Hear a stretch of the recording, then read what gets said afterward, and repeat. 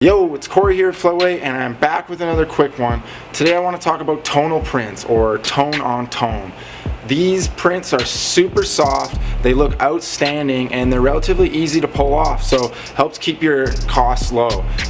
We're going to take a little look at how these prints are done, like what the inks are made of and stuff like that, to help get your head around this process and put it on your radar for your next design. So that's going to include some tips for creating design for this process and for the actual screen printing process, bringing it to life on a shirt. So if that sounds good, then let's get to it. Okay, so we've been needing to print some shop shirts for a pretty long time. You see we've got this big stack of extra garments building up, and when Jeff and I were talking about it this morning about what design is going to be good for these, what are we going to put on these shirts, we need to figure out something that's going to work on everything. You know, there's lots of different colors here, both dark and light, and so we decided on this tonal print, this tone on tone print.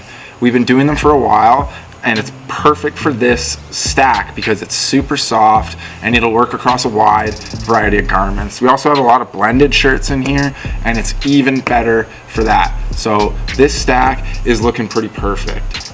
We've also been looking for an easier way to show it to our clients. So figure if we show you a bit of the ink process and stuff like that, show you how it looks, show some examples across a wide variety of garments, so that'll be pretty helpful. And some of these print tips might be helpful for our screen printing buddies as well, because we're going to share a little bit of what the ink is made of, because that kind of contributes to how you should design for this shirt, with it being a lighter, more opaque ink and stuff like that. So I got the camera out and started documenting the parts of the process, right? First is going to be the ink room, and then we can have a look on press and see how this all comes together. So stay tuned, and I'm going to jam pack some tips for our designers and for our screen print pals in the next couple minutes here, because I'm going to keep this one short.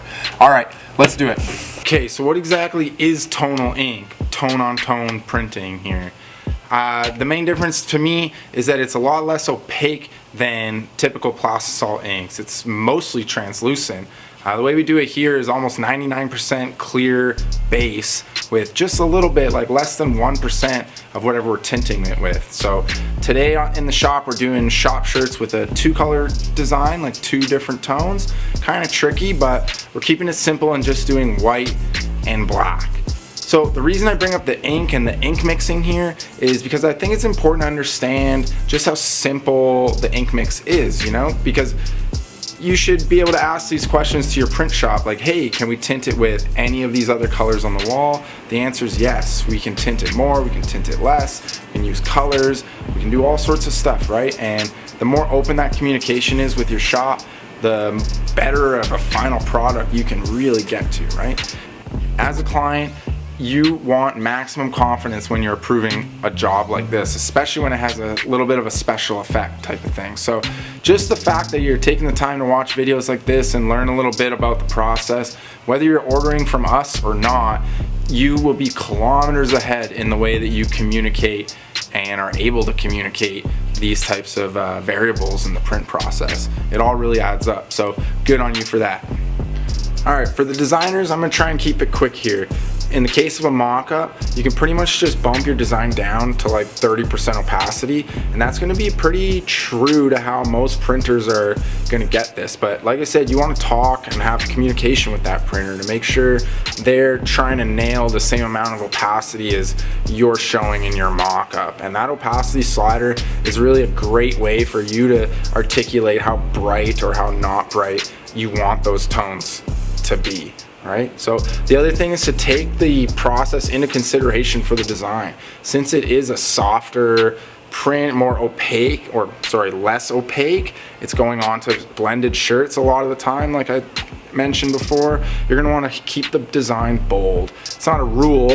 You know, if you're using more than 2 colors, you can use that to help with the details, but with a single color tone like this, sometimes there's just not enough contrast there. So we like to see really bold strong designs, and if there are little details in there, to have them kind of accentuated with maybe a brighter tone on the opposite end of the spectrum. So hope that covers everything for design tips, because this is something we can apply to pretty much every design. The only thing you got to keep in mind is that some small details might get lost if contrast is something that you need, because some color combos and garment combos don't have quite as much contrast as others.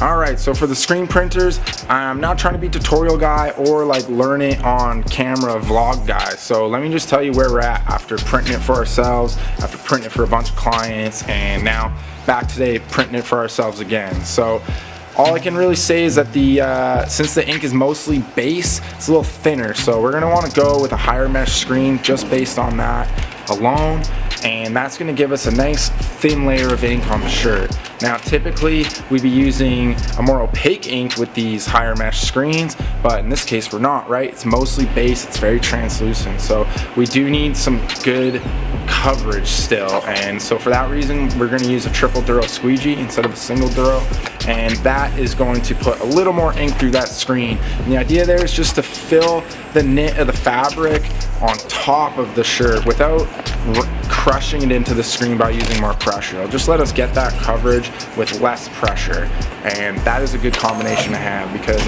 I think that the hand, the softness of the tee is really compromised once you have ink rammed into it. It doesn't let the tee flow the way it's supposed to. So hopefully that helps you if you're planning to print this yourself.